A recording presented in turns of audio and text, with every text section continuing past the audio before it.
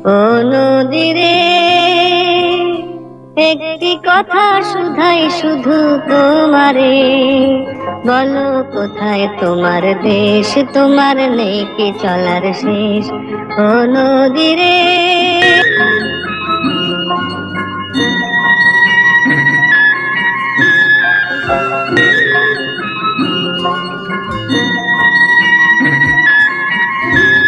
নদী তার আপন খেয়ালে বলে চলে তার লক্ষ্যে পৌঁছতে, আর নদীর লক্ষ্য হলো সমুদ্রের কোলে মিশে যাওয়া। আপাত দৃষ্টির এই শান্ত নদীর জলে কিন্তু ওঁত পেতে আছে কত ভয়ঙ্কর বিশালকায় কুমির। আর পাশের শান্ত জঙ্গল দেখে মনেই হয় না এই শান্ত জঙ্গল কতটা বিপজ্জনক। জ্বলন্ত দুটো চোখ শিকারের অপেক্ষায় নিঃশব্দে লক্ষ্য করছে, আর সুযোগ বুঝে শিকারের উপর ঝাঁপিয়ে পড়ে। বহুল প্রচলিত প্রবাদে আছে জলে কুমির আর ডাঙায় বাঘ। সেটা বোধহয় এই জায়গা থেকেই এসেছিল। বুঝে গেছেন নিশ্চয় আমি কোথাকার কথা বলছি।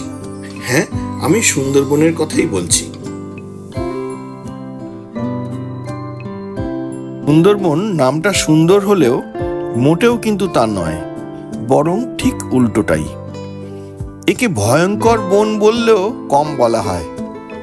যদিও বিতর্ক আছে, তবুও সুন্দরবন নামটা এসেছিল বোধহয় সুন্দরী গাছ থেকে, কারণ এখানেই সুন্দরী গাছের দেখা মেলে।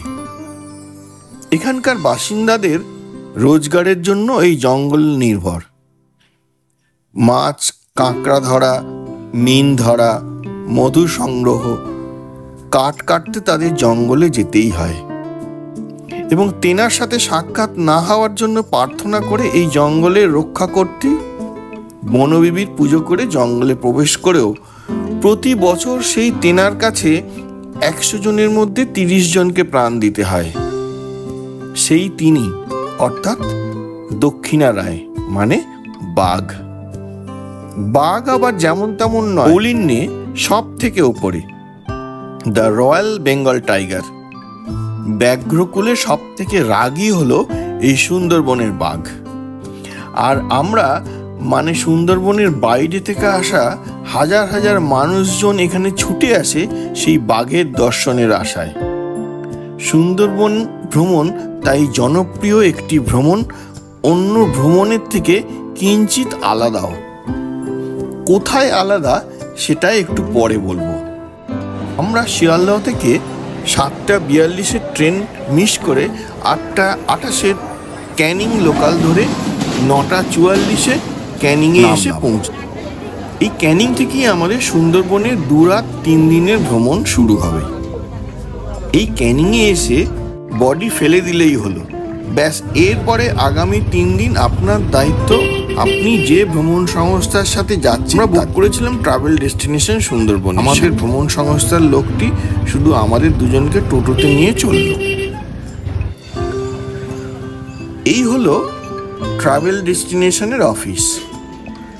এখানে ভর্তি ট্রাভেল এজেন্সির অফিসে। ট্রাভেল এজেন্সির পাড়া বলতে পারেন এটাকে। এটাই হলো গেটওয়ে টু সুন্দরবন। আমাদের নিয়ে আবার অটো এগিয়ে চলল।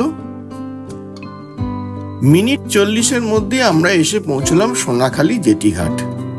এই হলো সোনাখালী জেটিঘাট। ঘাটে সারি দিয়ে দাঁড়িয়ে এক ঝাঁক লঞ্চ। আমরা একটু দেরি করেছিলাম, দেখলাম অন্যান্য বোর্ডাররা উঠে গেছে অলরেডি। আমাদের একটা লঞ্চের দিকে হাত দেখিয়ে বলা হলো এটিতে উঠে যেতে। আমরা উঠে পড়লাম।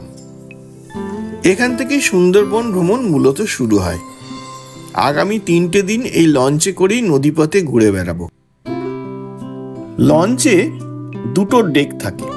নিচের ডেকে পরপর বিছানা পাতা আছে, চাইলে আপনি একটু গড়িয়ে নিতে পারেন। এবার ওপরে যাই। এখানে সারি দিয়ে চেয়ার পাতা রয়েছে। এখানে সবাই বসে পাশের জঙ্গলের দিকে সেন দৃষ্টি রেখে চলেন, কখন তাকে মানে বাঘ দেখা যায়। আমরা উপরে যেতে আমাদের হাতে দেওয়া হলো পুরি, চানা মশলা, মোয়া। এক এক করে লঞ্চগুলো জেটিঘাট ছেড়ে দিচ্ছে। আমাদেরটাও ছেড়ে দিল। দুগ্গা দুগ্গা। বাসন্তী হাইওয়ে পেরিয়ে আমাদের লঞ্চ এগিয়ে চলল।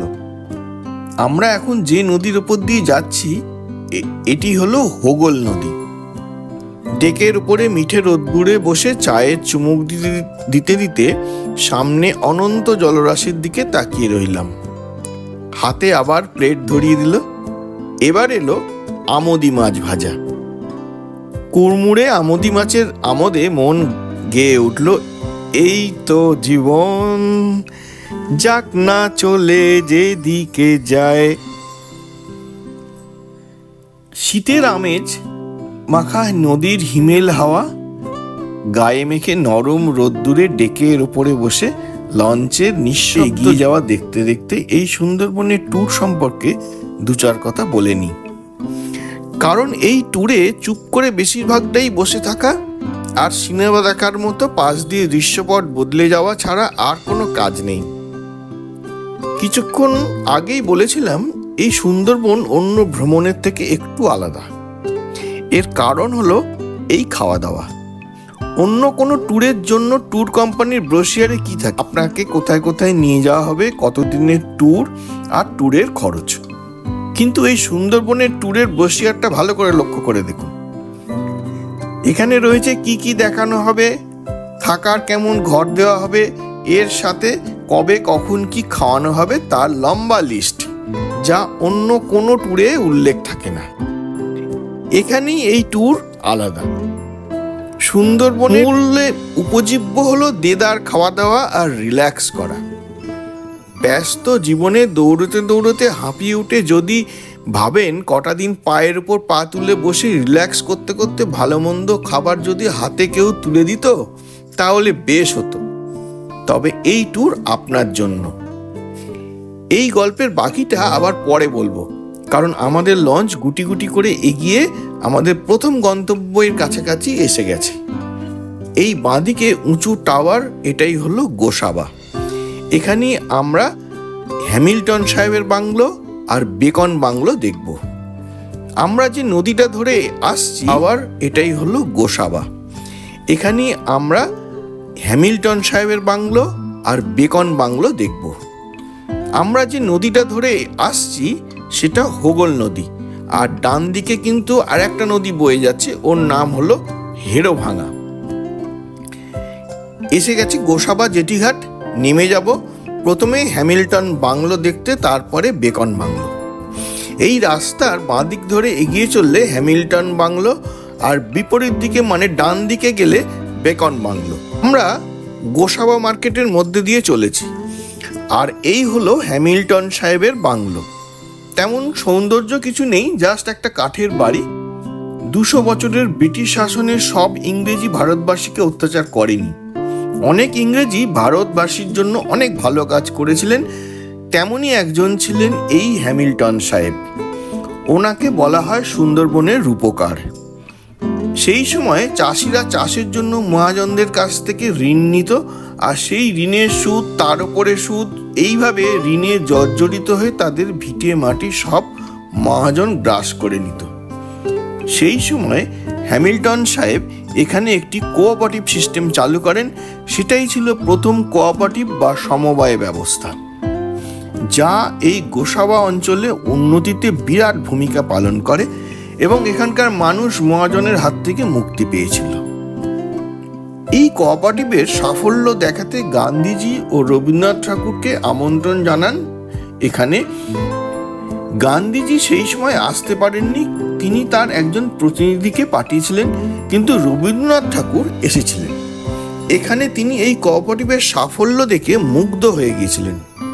তিনি যখন এখানে এসেছিলেন, তিনি যেখানে ছিলেন সেটি হলো বেকন বাংলো, আমাদের পরবর্তী গন্তব্য। এবার এখান থেকে বেরিয়ে আবার এই রাস্তা ধরে যেতে হবে বিপরীত দিকে। কিন্তু এই শীতকালে এখন যা চড়া রোদ উঠেছে, রীতিমতো হাঁসফাঁস অবস্থা। এই বেকন বাংলোটা বেশ সাজানো গোছানো। এখানে প্রবেশের জন্য প্রবেশ মূল্য 5 টাকা। আজ খুব ভিড় এখানে। টিকিট কেটে আমরাও ঢুকে পড়লাম। এই যে বাংলোটা, এখানেই রবীন্দ্রনাথ ঠাকুর ছিলেন। এর চারপাশে যেগুলো রয়েছে এগুলো পরবর্তীকালে সৌন্দর্যায়ন করা হয়েছে। এখানে সব থেকে বেশি যেটা চোখে পড়বে সেটা হলো এই রবীন্দ্রনাথ ঠাকুর ও বেকন সাহেবের একটি টেবিলে আলোচনারত অবস্থায় একটি মূর্তি, আর শিল্পী আশিস হাত তৈরি এই রবীন্দ্রনাথ ঠাকুরের বিরাট পূর্ণাবয়ব মূর্তিটি। তাছাড়া জায়গাটা বেশ সুন্দর সাজানো, একটু ঘুরে দেখে নিলাম।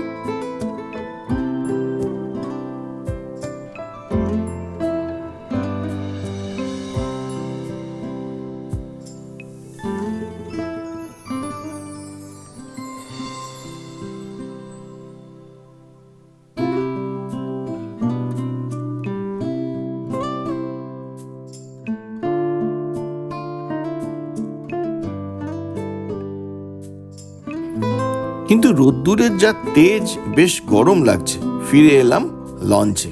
লঞ্চ ছাড়তেই দুপুরের খাবারের তোড়জোড় শুরু হয়ে গেছে দেখলাম। আমরাও খেতে বসলাম।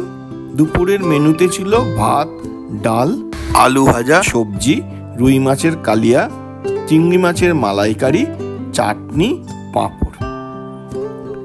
জম্পেশ খাওয়া দাওয়া শেষ করে পরন্ত বিকেলে জঙ্গলের শোভা দেখতে দেখতে এগিয়ে চললাম।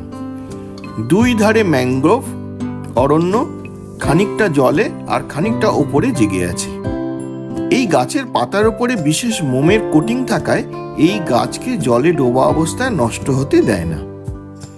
এসে গেছি আজকের মতো শেষ ডেস্টিনেশন পক্ষীরালয়।